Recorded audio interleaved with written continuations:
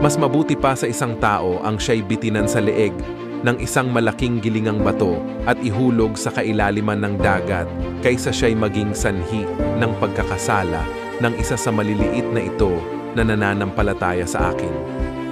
Kahabag-habag ang daigdig sa dami ng mga tuksong nagiging sanhi ng pagkakasala. Hindi nga maiiwasan ang pagdating ng tukso, ngunit kakilakilabot ang sasapitin ng taong pinanggagalingan nito.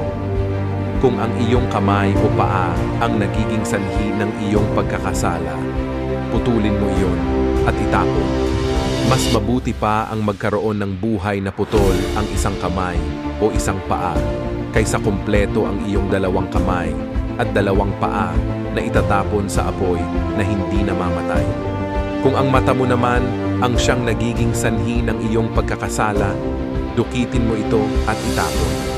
Mas mabuti pa ang magkaroon ng buhay na bulag ang isang mata kaysa may dalawang mata kang itapon sa apoy ng impyerno.